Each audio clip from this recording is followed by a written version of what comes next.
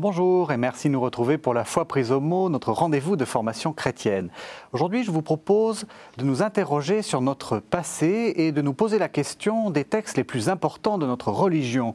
Nous vivons une époque fascinée par l'histoire, mais qui manque singulièrement de mémoire et les chrétiens ne font pas exception. Pour beaucoup, l'histoire de l'Église commence au XIXe siècle et parfois même au Concile Vatican II.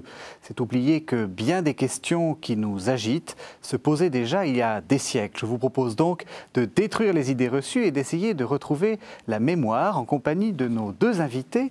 François Huguenin, bonjour. Bonjour. Vous êtes historien des idées et essayiste et vous venez de faire paraître Les Voix de la foi aux éditions Perrin et c'est à partir de ce livre que nous allons construire notre émission. Jean Sévilla, bonjour. Bonjour. Vous êtes journaliste au Figaro Magazine et vous êtes également écrivain.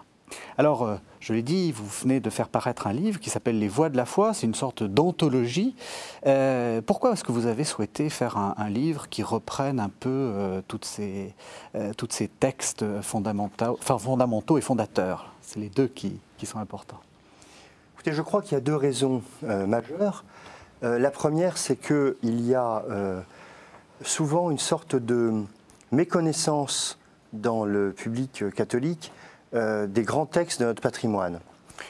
J'écris en tant qu'historien, je le dis très clairement, c'est une chose claire, mais je le dis aussi, j'écris en tant que catholique, donc les deux s'entremêlent.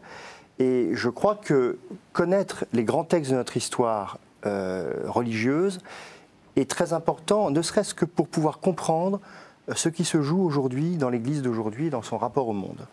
Ça, c'est donc la première chose. La deuxième chose, c'est que pour tous ceux qui sont un peu en marge de l'Église catholique, et Dieu sait qu'il y en a, mais qui s'intéressent aux faits religieux, et il y en a de plus en plus, il me semble que aborder le catholicisme par le biais de l'histoire est une démarche peut-être à la fois plus facile que de l'aborder directement par la dogmatique, par exemple, et sans doute une démarche plus facile parce que, justement, l'histoire de l'Église catholique sur 2000 ans, eh bien, elle est totalement interpénétrée avec l'histoire du monde. Et donc, ça peut permettre à beaucoup de gens qui sont un peu en dehors de trouver des fils et des portes d'entrée. Alors avant de continuer, je pense que nos téléspectateurs vous ont déjà plus ou moins reconnus, et même dans mon lancement, j'ai un peu hésité sur votre nom. On vous connaît sous le nom de François Huguenin et aussi de François Maillot. Alors expliquez-nous pourquoi vous avez deux noms. Est-ce que vous avez des choses à cacher ? Alors non, puisque la preuve, c'est assez clair.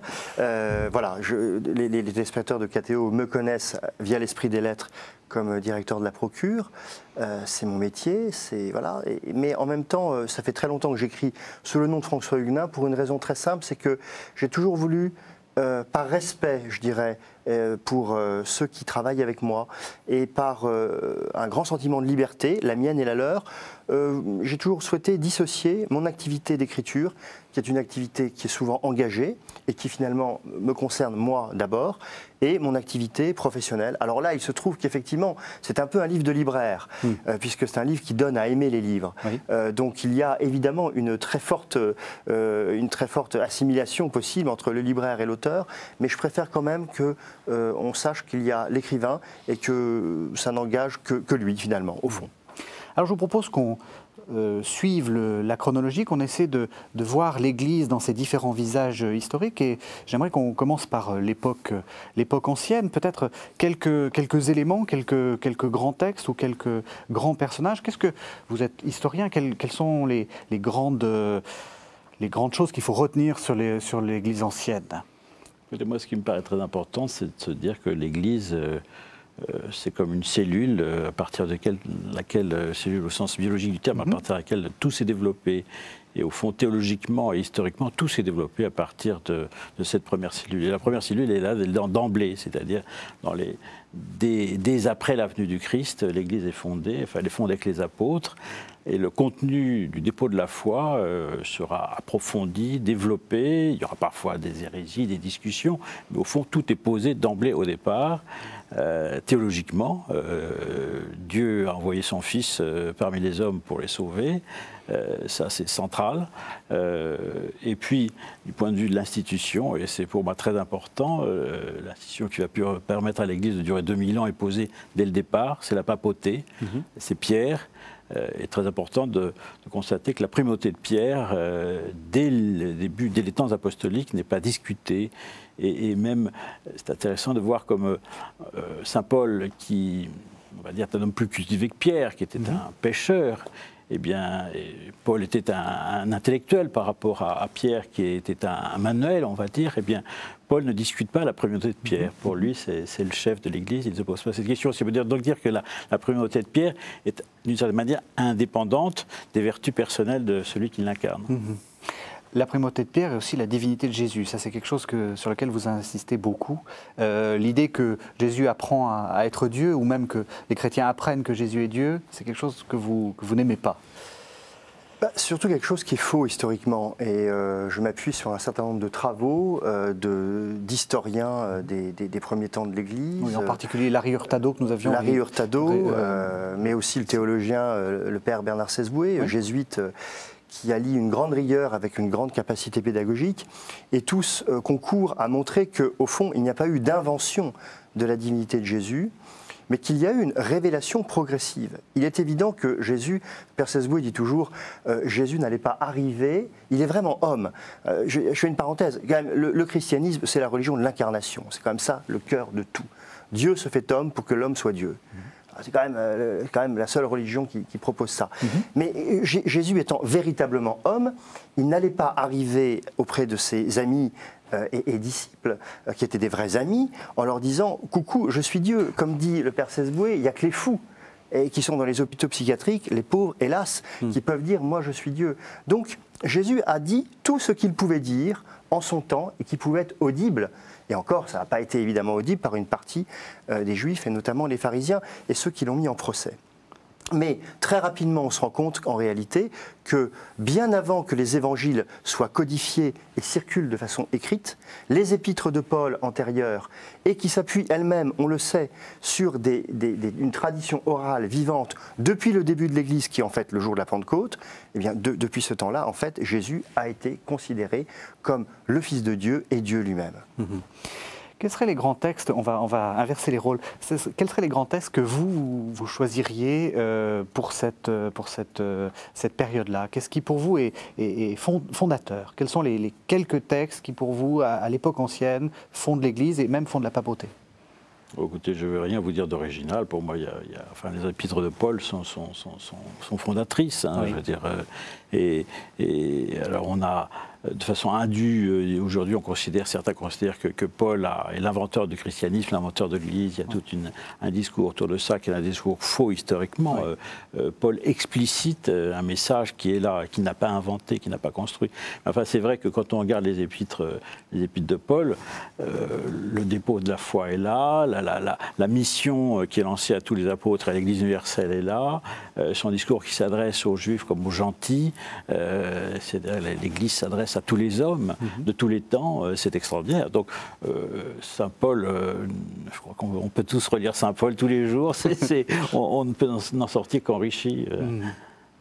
Vous insistez beaucoup sur les pères. J'insiste sur les pères, et pour continuer sur ce que disait Jean Sévilla, en amont des pères de l'Église, au sens strict du terme, des écrivains comme Ignace d'Antioche, qui est le premier à prononcer le mot de catholique.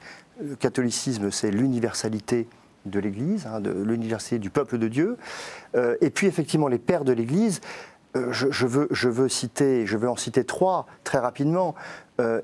Irénée de Lyon, c'est quand même celui qui, en combattant la gnose, c'est-à-dire cette idée que finalement la connaissance de Dieu peut être réservée à une élite qui a été initiée, mais Dieu est pour tous, place immédiatement cette connaissance de Dieu dans la tradition apostolique. Ça, c'est extrêmement important. L'idée de tradition, elle est là dès le début dans l'Église. Je veux citer Origène, qui est le premier grand père de l'Église et qui est le premier grand exégète. Je sais que c'est un thème qui vous est cher. Eh bien voilà, l'exégèse, Origène la met à disposition aussi du peuple de Dieu. Comment lire, comment mâcher la parole de Dieu. Et nous sommes aujourd'hui toujours débiteurs d'Origène. Et puis évidemment, vous avez remarqué que mon chouchou, c'est Saint-Augustin. C'est celui qui est le plus représenté dans ce livre. Et j'assume ce choix parce que non seulement je l'aime profondément, mais je crois qu'il est véritablement le fondateur de l'Église d'Occident. Et nous, autour de ce plateau, eh bien, nous sommes très modestement chacun des petits représentants de cette grande tradition du christianisme occidental qu'on appelle le catholicisme. Oui. Oui, non, je voudrais abonder. J'ai parlé de Paul, vous m'avez posé la question, mais après, j'aurais dit Saint-Augustin, c'est évident, parce que Saint-Augustin, c'est le père de notre Église, à la fois sur le plan théologique, bien entendu, mais aussi sur un plan, je dirais, de l'organisation. Toute sa réflexion sur le rapport entre la cité de Dieu et la cité des hommes pose la question de la dimension terrestre et même quasiment politique du christianisme. Et il a ses réponses, et toutes les grands philosophes, les grandes philosophies politiques du christianisme se situent par rapport à saint Augustin, parfois en changeant d'axe, mais au fond partent de sa réflexion. Que saint Thomas est issu de saint Augustin, tous les grands penseurs de l'Occident latin sont issus de saint Augustin. Vous assumez aussi comment dire, sa culpabilité inquiète, ce qu'on indiquait parfois d'une sorte de mépris pour tout ce qui est la chair, en opposition à l'esprit, en ayant une petite rigidification par rapport à saint Paul. Qu'est-ce qu'on fait de tout ça? Parce que c'est vrai qu'il y a eu un mouvement de balancier sur saint Augustin. Ouais. Comment est-ce qu'il faut le traiter maintenant que les choses sont un peu plus apaisées? C'est une œuvre tellement immense aussi, Saint-Augustin, si vous voulez. Je crois qu'il y a 1000 facettes. Je crois que il ne faut jamais réduire un penseur aussi immense à une seule facette. C'est vrai que vous avez raison de le souligner. Et selon les époques, on le regarde de telle ou telle manière. Oui. Mais enfin, je crois que la richesse d'une telle pensée, c'est qu'elle est à 360 degrés, quoi. Et donc, non, moi, je suis d'accord. Moi, je suis plutôt paulinien sur le point précis que vous évoquez. Enfin, on peut admirer immensément Saint-Augustin en se sentant moins impliqué par cette vision-là, parce que même un penseur aussi universel que lui est aussi un homme de son temps, situé dans une société. Il y a un centre de sa réflexion, de trait de sa réflexion, de partie de sa réflexion, qui est lié aussi à son contexte, à sa vie personnelle. Voilà, je dirais, enfin, tout est deux fois, comme on le dit théologiquement, chez Saint-Augustin, mais enfin, dans l'Église, il y a aussi plusieurs familles. Je veux dire, on peut se sentir plus ou moins, voilà, avoir d'autres approches, c'est légitime sur certains plans, voilà. Vous aussi, parce que vous l'aimez tellement. J'ai envie de dire que défendez-le. Oui, mais je le défends vraiment tout feu tout flamme. Oui. Saint-Augustin, c'est le docteur de l'amour. C'est celui qui nous explique, et je pense que quand on avance dans un cheminement spirituel, on se rend compte combien il a raison, que l'homme ne trouve de repos qu'en Dieu, et qu'il trouve Dieu à l'intérieur de lui-même. Déjà, quand on a compris ça, on a compris beaucoup de choses.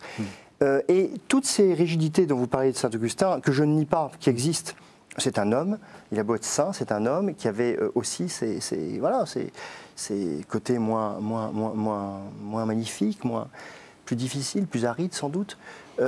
Quand on prend la doctrine du péché originel, au fond c'est lui qui la conceptualise véritablement. Si on réfléchit bien, l'histoire du péché originel de Saint-Augustin, et je donne le texte dans ce livre, c'est avant tout une manière de magnifier l'amour de Dieu. C'est-à-dire que le péché originel, au fond, n'est là, pourrait-on dire, par paradoxe, que pour magnifier l'immense miséricorde de Dieu qui va chercher l'homme où il est et qui l'aime de manière inconditionnelle. C'est ça que nous dit Augustin.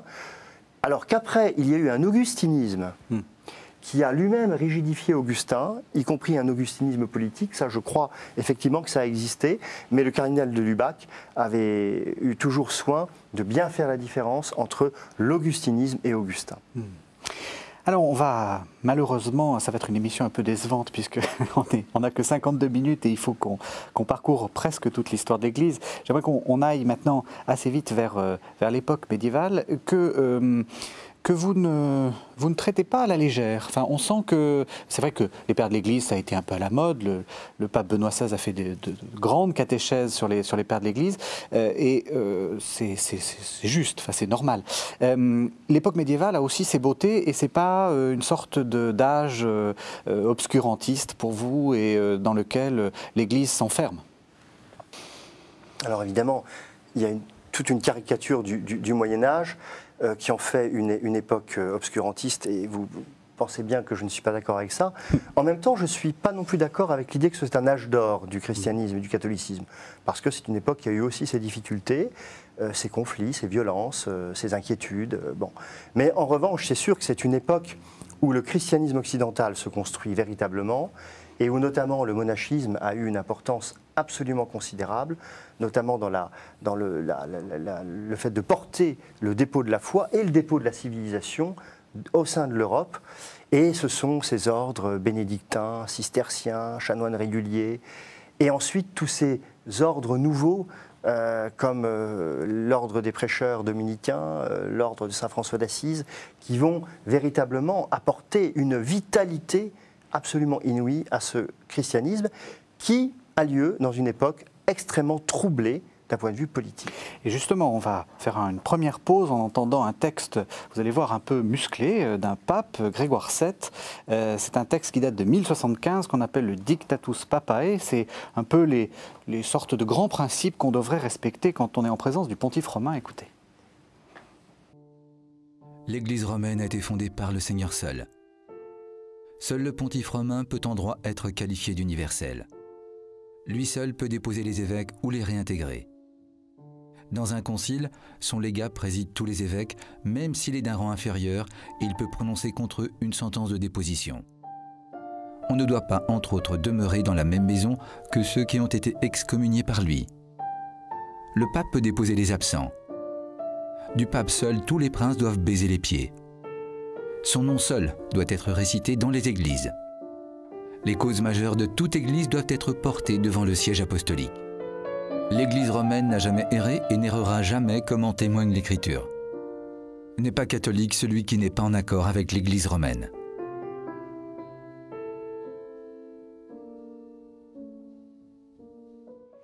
Alors Jean Sévilla, vous vous étiez posé en défenseur de la papauté, en voilà un qui est plutôt musclé. Du pape seul, tous les princes doivent baiser les pieds. Quand vous entendez ce texte, qu'est-ce que ça vous évoque? Pour vous, c'est légitime, c'est justifié, c'est un peu trop comment est-ce qu'il faut traiter ces textes-là? À condition de se replacer dans le contexte de l'époque. Le péché majeur en histoire, c'est l'anachronisme. Donc on ne peut pas appliquer à la société médiévale nos concepts d'aujourd'hui. Donc ce texte à comprendre dans son contexte. Oui. Le fait est, c'est qu'au Moyen-Âge, le lien social est intimement lié au lien religieux. Les deux sont liés.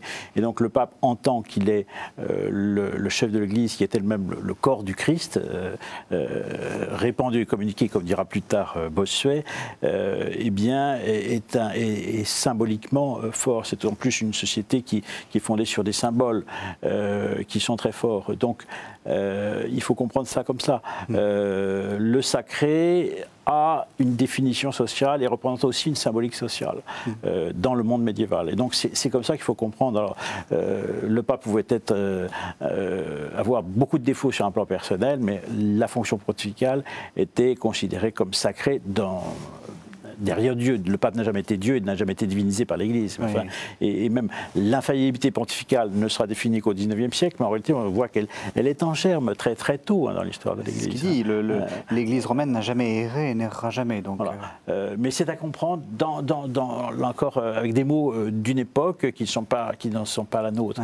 Mais il est certain que l'institution pontificale, au Moyen-Âge, essaie de se poser, et il y a une sorte de, pas de conflit, mais parfois, si, avec l'Empire, d'où plusieurs séquences historiques du sacerdoce et de l'Empire, etc., avec les rois de France aussi, chacun essayant de définir sa part de responsabilité, mais les papes ont toujours tenu, c'est pour ça que les États pontificaux, ça choque aussi aujourd'hui cette idée. Pourquoi les papes avaient-ils des États? Pourquoi étaient-ils des souverains temporels? Parce que avoir des États temporels, d'abord c'était évidemment un fruit de l'histoire, mais c'était aussi pour la papauté une garantie qu'on a conservé aujourd'hui. Je fais un bond dans l'histoire, mais 1929, les accords du Latran, c'est parce que symboliquement, le pape ne peut pas être dépendant de qui que ce soit. Donc il faut que le pape soit souverain, même si c'est sur un micro-État, comme c'est le cas depuis aujourd'hui au Vatican. Mais donc voilà. Mais donc les États pontificaux au Moyen-Âge, en réalité, avaient pour fonction d'assurer à la papauté son indépendance par rapport aux autres souverains temporels.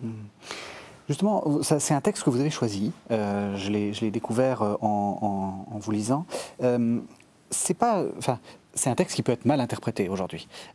Quand on fait une anthologie comme ça, est-ce qu'on se pose cette question-là, en se disant, celui-là, on va peut-être le cacher parce qu'il est peut-être un peu douloureux ou il peut donner des mauvaises interprétations? Ou alors on assume tout? Justement, il ne faut pas le cacher, parce que les lecteurs ont le droit à la vérité historique.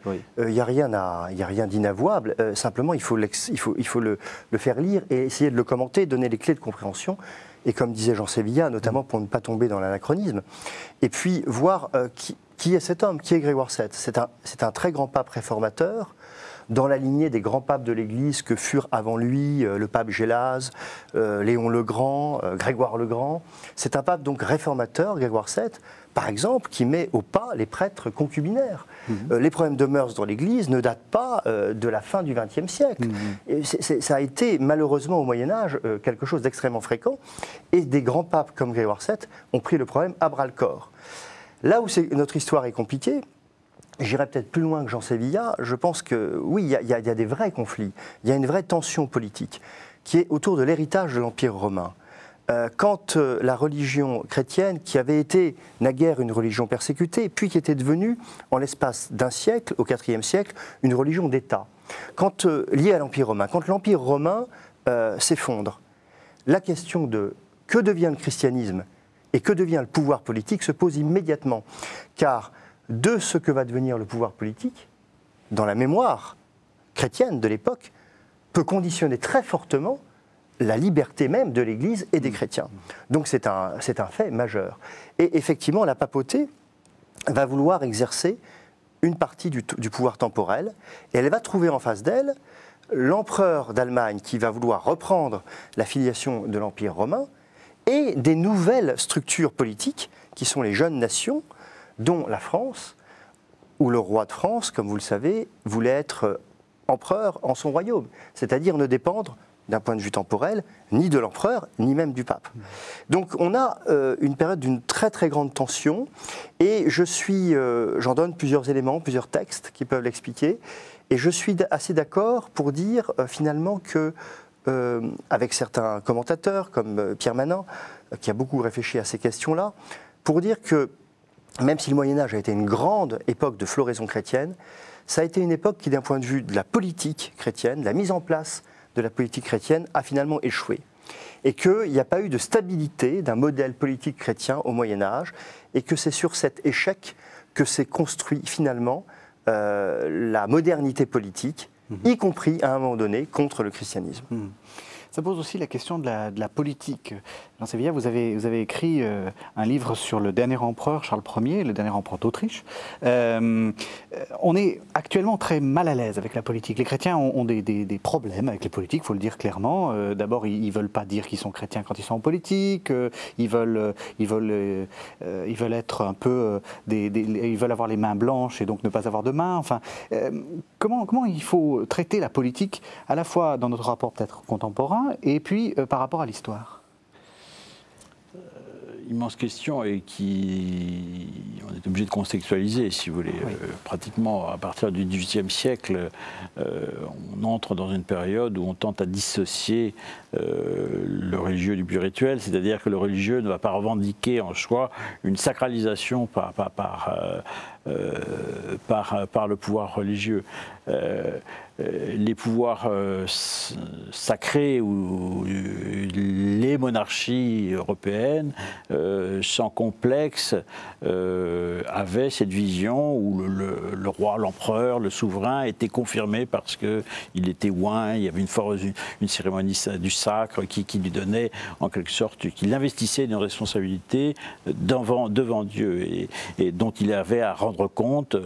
C'était le sens des anciens sacres. Le souverain est responsable devant Dieu. Le jour où il comparaîtra devant le juge suprême, il devra rendre compte de la façon dont il a gouverné. Voilà. À partir du choc de la modernité, des Lumières, le pouvoir politique s'autonomise par rapport aux valeurs religieuses. Et donc, ça dépend de l'époque dont on parle. Je pense que à toute époque, de toute façon, les chrétiens auront toujours un problème avec la politique, parce que parce que par définition, croire au Christ, eh bien, c'est croire et attendre un royaume qui n'est pas de ce monde. Or, la politique est de ce monde. Et moi, je pense que la tension, elle est, quel que soit, si vous voulez, pour le coup, donc la période à laquelle on se situe, on n'évitera jamais cette tension-là. Alors, on peut la dépasser par ses vertus personnelles. Vous avez cité Charles d'Autriche, il a été bien heureux parce que c'est un homme qui a été jugé, il y a eu un procès de justification, on a considéré qu'il méritait d'être béatifié par l'Église, mais il est singulier de constater en même temps que c'est un homme qui, politiquement, d'une certaine manière, a échoué puisqu'il a été détrôné en 1918 et que s'il a essayé de gouverner de façon fidèle à l'esprit de l'Évangile, c'est ce qu'a jugé l'Église, mais au fond, son pouvoir a fini sur une forme d'échec. Donc, on retrouve cette dichotomie dont on ne sort pas vraiment. Vous voulez dire qu'il a eu le bon goût de se faire détrôner, mais que alors je ne sais plus quel était le rapport, son grand-oncle, qui a donc François-Joseph, qui a régné tellement de temps, qui était un homme fort pieux, il aurait eu aucune chance d'être bienheureux? Si, je pense qu'il aurait pu être béatifié, mais enfin, il se trouve, bon, l'histoire de Charles d'Autriche, c'est un cas particulier. Il a régné en temps de guerre, et je crois que par son caractère, il n'était pas vraiment fait pour régner en temps de guerre. Au fond, son drame personnel, c'est un homme qui aurait été fait un très bon souverain en temps de paix. Il était confronté à des problèmes auxquels il n'était pas préparé. Je ne crois pas qu'il y ait de principe qu'il faut dire on ne peut jamais être un bon chrétien en politique, mais je crois que la tension, on ne l'évitera jamais. Cet effet d'être entre les deux mondes, entre la cité de Dieu et la cité des hommes. Je ne sais pas ce qu'en pense François Huguenin. Je suis tout à fait d'accord avec Jean Sévillat, effectivement, et on retrouve la problématique augustinienne c'est infini, parce que toutes les époques, y compris la nôtre aujourd'hui, et au fond, on peut avoir une lecture très augustinienne du Concile Vatican II, ça reste toujours la même question, comment faire vivre la cité de Dieu au sein de la cité terrestre? En fait, c'est la vraie question du chrétien, et il n'y a pas une seule réponse figé pour toujours. C'est à chacun et à chaque époque de réinventer, selon le contexte, selon le monde tel qu'il est, cette manière de faire ad maiorem Dei gloriam. Alors je vous propose d'avancer encore, nous allons arriver à l'époque moderne. Je vous propose de faire une seconde pause et on va entendre un texte de François de Sales, de l'introduction à la vie dévote, le fameux best-seller de François de Sales, on peut dire ça comme ça, même à un libraire, qui date des années 1610, 1620. Et je l'ai choisi parce qu'on a l'idée que l'époque moderne, c'est surtout une époque dans laquelle la contre-réforme s'enferme dans des choses un peu rudes. Et vous allez voir que François de Sales, qui était pourtant l'un des pivots de la contre-réforme, nous dit des choses extrêmement belles sur l'Eucharistie. On dit que Mithridate, roi du Pont, ayant inventé le Mithridat, renforça tellement son corps par celui que s'essayant par après de s'empoisonner pour éviter la servitude des Romains, jamais il ne lui fut possible. Le Sauveur a institué ce sacrement très auguste de l'Eucharistie qui contient réellement sa chair et son sang, afin que qui la mange vive éternellement. C'est pourquoi quiconque en use souvent avec dévotion affermit tellement la santé et la vie de son âme qu'il est presque impossible qu'il soit empoisonné d'aucune sorte de mauvaise affection. On ne peut être nourri de cette chair et vivre des affections de mort, si que, comme les hommes demeurant au paradis terrestre, pouvaient ne mourir point selon le corps, par la force de ce fruit vital que Dieu y avait mis, ainsi peuvent-ils ne point mourir spirituellement par la vertu de ce sacrement de vie. Que si les fruits les plus tendres et sujets à corruption, comme sont les cerises, les abricots et les fraises, se conservent aisément toute l'année étant confiés au sucre et au miel, ce n'est pas merveille si nos cœurs, quoique frêles et imbéciles, sont préservés de la corruption du péché lorsqu'ils sont sucrés et emmiellés de la chair et du sang incorruptible du Fils de Dieu.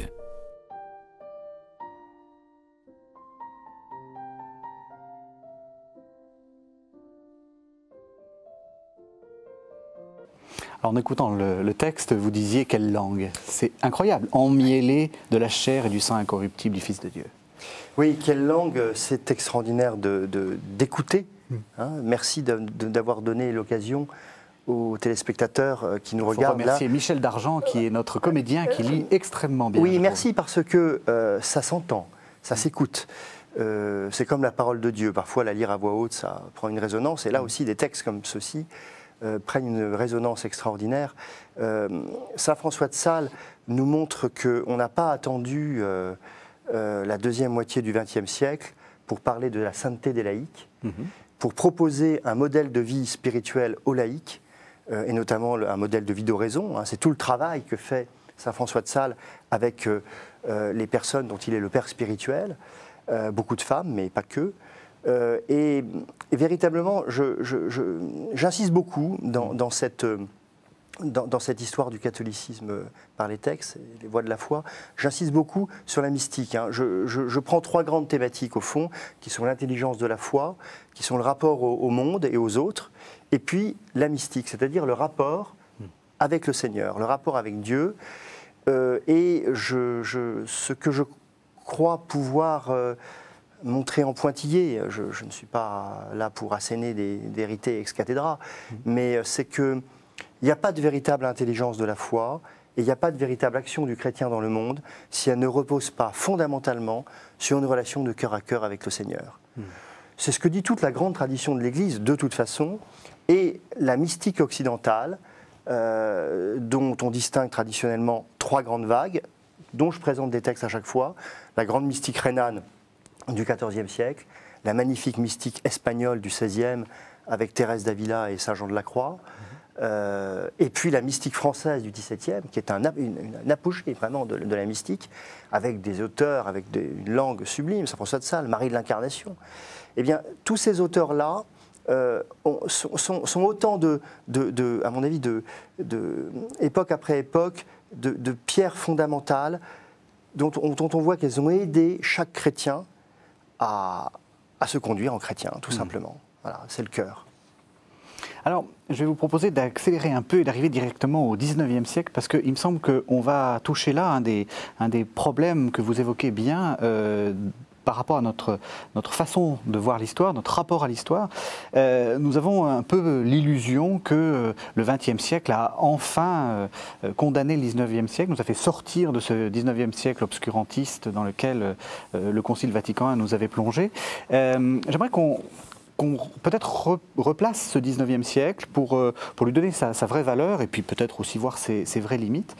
Jean Sévillia, pour vous, le XIXe siècle, c'est l'époque obscurantiste de l'Église ?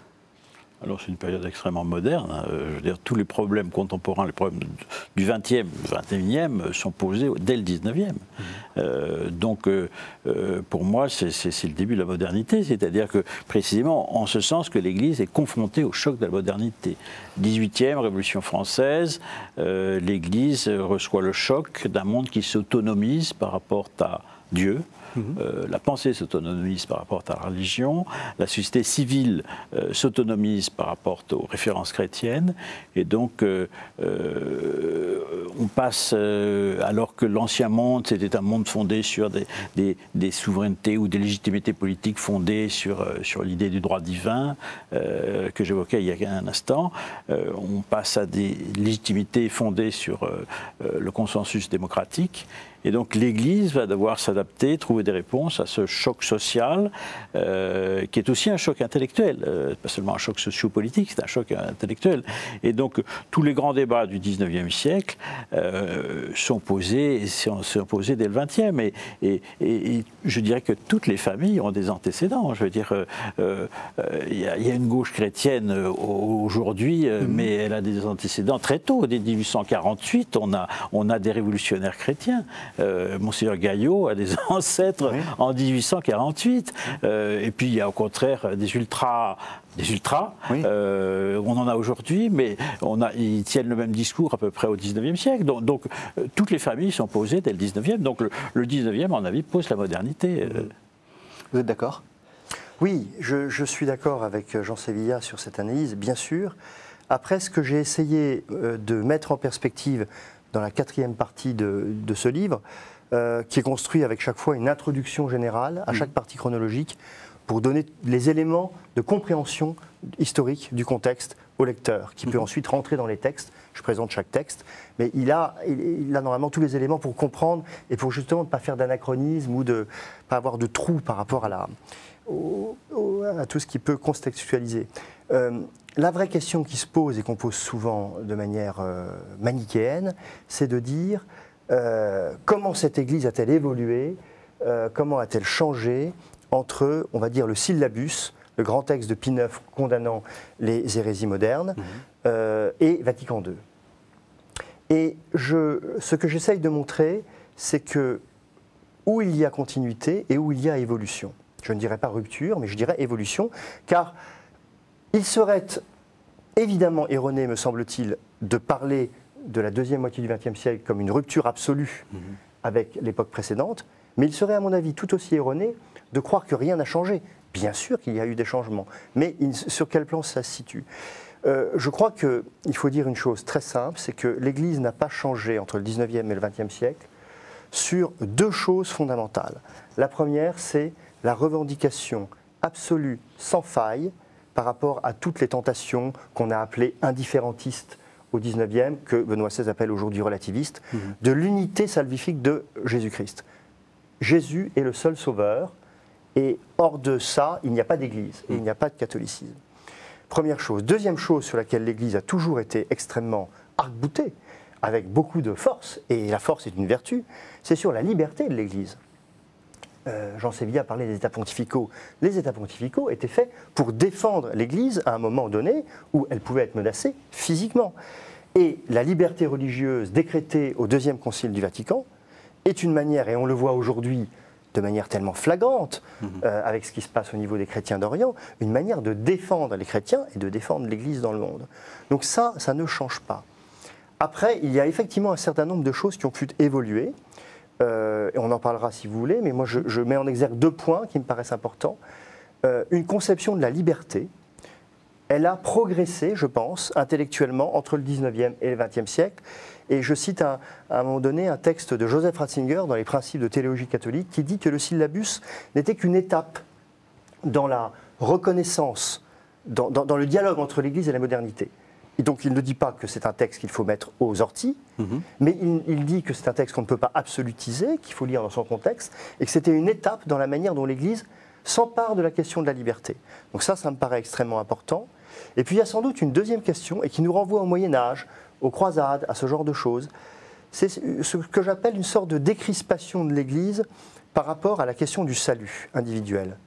Non pas que le salut individuel ne soit plus une question importante, mais justement, quand on a bien affirmé que Jésus est sauveur et seul sauveur, on peut avoir un peu moins de zèle, parfois outrancier, à vouloir convertir absolument chaque personne qu'on rencontre, et accepter qu'il puisse y avoir un dialogue et un chemin qu'on fasse de manière un peu parallèle, sachant que la miséricorde de Dieu est infinie.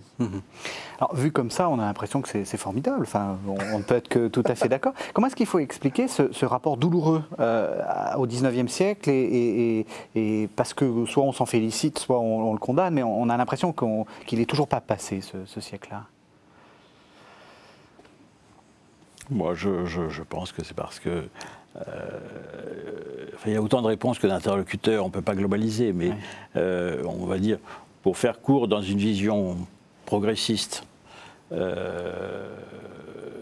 mais cette vision est mutilante parce qu'elle ne va ne voir que le syllabus, dont elle fait d'ailleurs une interprétation faussée, et puis la vision plutôt traditionnelle ou traditionnalisante va ne voir qu'une autre face du 19e, durcissant des réalités qui ne sont qu'une partie de la vie de l'Église au XIXe siècle.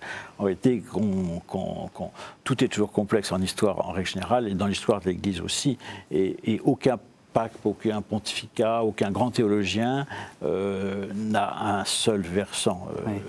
Et ça me paraît très... On regarde des figures regardées comme des figures traditionnelles. Eh bien, si on creuse, on va leur trouver au fond une facette progressiste. Je prends des images faciles, mais voilà. Et inversement, un grand progressiste, en réalité, on s'aperçoit qu'il va être très traditionnel sur un certain nombre de plans qui peuvent varier. Donc, je crois que la réalité est plus complexe. Moi, pour répondre à votre question, très simplement, je crois qu'il y a des idées fausses, qu'on se focalise beaucoup sur le XIXe siècle à partir d'idées fausses. Voilà. Oui, ce qui me frappe beaucoup, c'est que justement, ça rejoint un peu, vous avez fait paraître deux livres, un qui s'appelle Historiquement correct et un qui s'appelle Historiquement incorrect. On a l'impression que, peut-être, c'est un défaut français, mais qu'on on a un rapport affectif et à l'emporte-pièce à l'histoire, qu'on a des idées toutes faites, un peu ce que vous dénoncez. Oui, on a aussi un rapport idéologique à l'histoire, et c'est surtout ça, c'est qu'il y a beaucoup, on met de l'idéologie.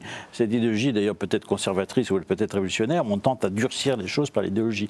La réalité de la vie de l'Église et même de la vie des idées est aussi une réalité humaine. Et l'homme est toujours complexe. Voilà.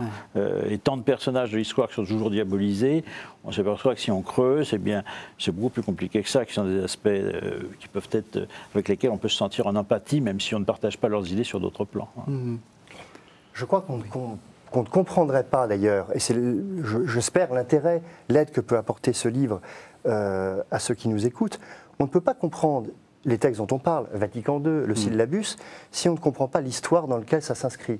Et par exemple, on ne peut pas comprendre l'évolution de l'Église au XIXe et au XXe siècle si on ne voit pas qu'il y a eu un choc sismique dans l'Occident, qui est la Révolution française, qui a été un moment de violence antichrétienne. C'est la première fois depuis Constantin qu'il y avait dans les vieilles terres de christianisme occidental une telle violence, je ne parle pas des guerres de religion, qui est malheureusement une violence intestine, mais une telle violence faite par des athées face à des chrétiens. C'est la première fois que ça existe. Donc il y a une sorte de peur, il y a une sorte de d'effarement, donc aussi certaines crispations, bien évidemment, dans la manière d'exprimer un certain nombre de choses.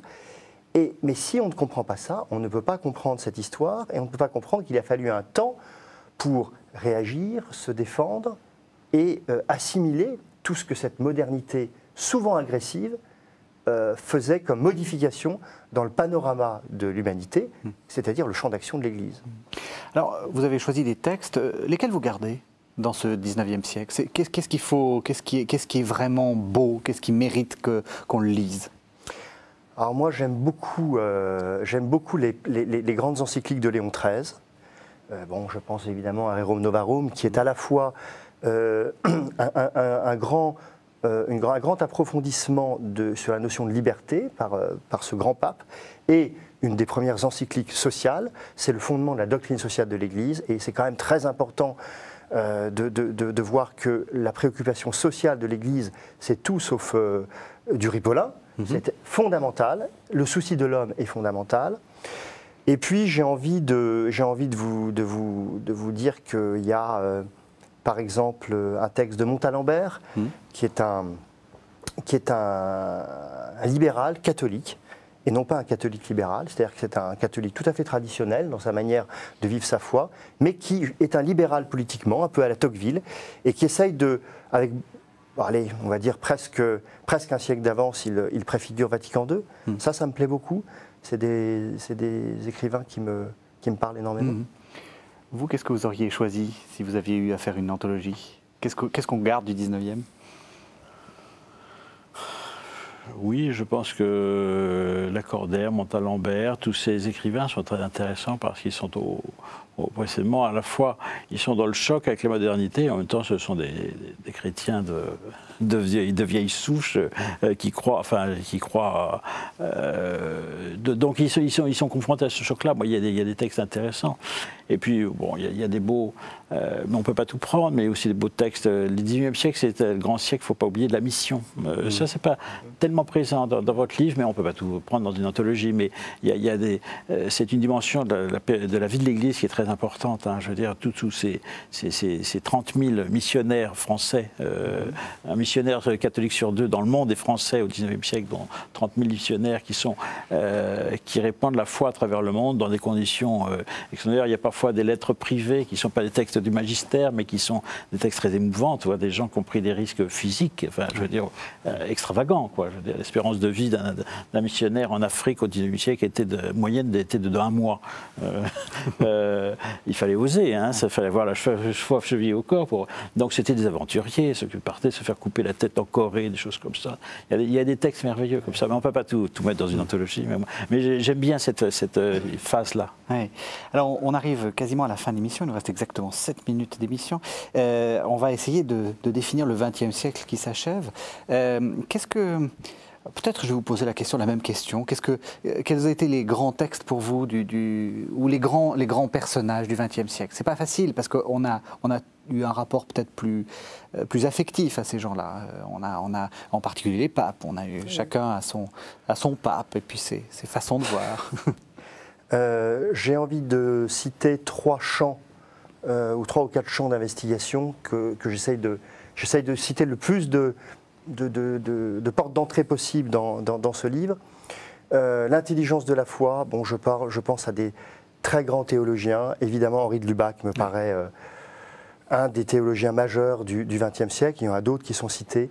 Mais cet homme a un mélange de compréhension de la modernité tout en restant dans la plus grande tradition, en revenant à la tradition des pères de l'Église, et en étant à un moment donné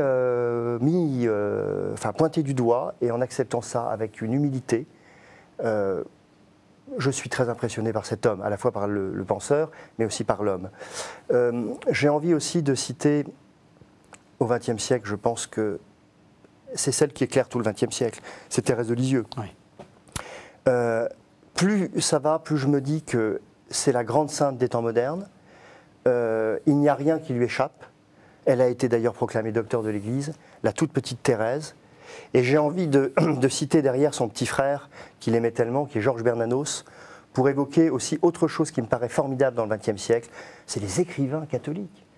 En France, Bernanos, Claudel, Peggy, mais également dans le domaine anglais, par exemple, Chesterton. Enfin, il y a eu vraiment une floraison d'écrivains catholiques qui ont véritablement produit des œuvres magistrales, des œuvres. Et c'est ça qui est important aussi. La culture catholique, c'est la culture universelle, en grande partie, et on s'en aperçoit véritablement très fortement. Mmh. Et puis, si vous voulez choisir mon pape, je les choisis tous, mais je vous avouerai quand même que j'ai une tendresse particulière pour Benoît XVI. Ah, c'est ce que tout le monde aurait dit, Jean-Paul II. Je l'aime beaucoup aussi, mais Benoît XVI, je trouve qu'il y a une intelligence de la foi et en même temps une humilité. Jean-Paul II, que j'aime beaucoup, mais c'était un athlète, je dirais, il aurait été sur un plateau de KTO, il n'y avait même plus besoin d'éclairage. Enfin, je veux dire, c'était une lumière. Il était souvent sur les plateaux de KTO, comme Benoît XVI. Mais pas ici, là. Hélas, non. Hélas, non. Benoît XVI, voilà, c'est un immense intellectuel et c'est un immense spirituel qui se dévoile à toute petite touche, comme ça, avec beaucoup de modestie. Voilà, moi, il me touche beaucoup. Et vous, Jean Sévillia, quels sont votre tiercé gagnant ou votre quintet gagnant? Pour le pontificat, moi j'ajouterais, j'ai une grande faiblesse pour quelqu'un qu'on tente à oublier aujourd'hui pour de mauvaises raisons, c'est Pie XII. Voilà. Mm-hmm. Il y a une richesse de l'enseignement Pie XII. Alors Pie XII, on le focalise, on sait pourquoi, tout le débat sur la guerre et ce qu'il a fait ou pas pour aider les Juifs, mais c'est totalement réducteur. Il y a un immense enseignement de Pie XII. Les œuvres complètes de Pie XII, je sais plus, c'est 10 volumes comme ça. Il y a un enseignement sur la famille, sur la science, et d'une très grande modernité. Il y a des discours sur la Bible, bien évidemment. Non, mais il y a mais il y a des textes de Pie XII sur l'usage qu'il faudra faire de la télévision. Il y a des phrases prémonitoires. Je veux dire, en 1950, il a vu des problèmes immenses. Donc voilà, pour moi, c'est un très grand pape qu'il ne faudrait pas mettre de côté pour des mauvaises raisons polémiques. Ouais. Voilà, ça serait injuste à son égard. Alors, par ailleurs, enfin, mon pape, moi, c'est aussi Benoît XVI, bien évidemment. Enfin, je veux dire, c'est un grand. Et sinon, pour les grands écrivains, qui est-ce que vous êtes d'accord avec Bernanos? C'est le plus grand? Je crois que j'ai publié 8 livres. Oui. À chaque fois, il y a une exergue. Je crois que sur mes 8 livres, il y en a 3 où il y a une exergue de Bernanos. Alors, je suis désolé, on est assez un petit peu complice avec François sur ce plan-là. Mais justement, qu'est-ce que vous y trouvez? Cette force, cette imprécation, et puis cet homme qui bouscule, qui fait bouger les lignes en permanence. Enfin, je veux dire, il est royaliste, mais il bouscule son camp, il est catholique mais il bouscule son camp, enfin je veux dire c'est une force du bonhomme, puis alors quel style, quel style, ça c'est extraordinaire. Vous diriez que ça manque? Qu'on manque à la fois d'imprécateurs. Oui, on manque d'imprécateurs. Et de stylistes. Aujourd'hui, les polémistes d'aujourd'hui, c'est des gens qui font les guignols à la télé. Enfin, je veux dire, pour moi, le niveau a baissé, pardonnez-moi, mais Pas KTO, bien sûr. Oh non, mais je vous en demandais pas autant. Je vous en demandais pas autant. Alors j'ai envie de vous poser une dernière question, François Huguenin. Votre texte préféré, c'est lequel? On l'avait pas préparé. Hein, on l'a pas préparé. J'ai du mal à citer un texte, mais bon, si, alors oui. Si c'est un écrivain, c'est Saint-Augustin, vous l'avez déjà compris. Oui. Et là, je prends tout. Peut-être le passage des Confessions que j'ai mis. Et puis, vous avez remarqué que je commence ce livre et je le finis par Jean. Oui, l'Évangile. Voilà. Et je pense que le prologue, c'est très banal, mais le prologue de l'Évangile de Jean, c'est quand même le cœur du cœur. Et le Verbe s'est fait chair et il a habité parmi nous. Tout est dit. Voilà. Votre texte favori qui vous vient comme ça? Alors là, moi, c'est un texte profane, et d'un catholique du Porche. Voilà. Moi, c'est Péguy. Voilà. Moi, je relis souvent Péguy. Oui. Et pardon, mais j'ai envie de pleurer quand je relis Péguy. Tout à fait. Tout à fait. Alors, je rappelle donc vos deux livres. François Huguenin, Maillot, le livre dont on a parlé s'appelle Les Voix de la foi et c'est paru aux éditions Perrin. Jean Sévillia, vous avez écrit Le Dernier Empereur aux éditions Perrin et puis également chez Fayard, Historiquement incorrect. Peut-être que vous, deux mots, parce qu'on en a parlé et puis on n'a pas eu le temps de le présenter. Justement, c'est ce qu'on disait. C'est 10 sujets d'histoire que je remets à l'endroit par rapport à une déformation faite par rapport à l'anachronisme. On fait de l'anachronisme. Moi, je prends 10 sujets d'histoire en les remettant dans leur contexte. Les idées toutes faites. Voilà. Merci à tous les deux, merci de nous avoir suivis. Cette émission, vous pouvez la voir et la revoir et même la revoir sur Internet. Vous tapez www.ktotv.com. Merci à tous les deux. Merci.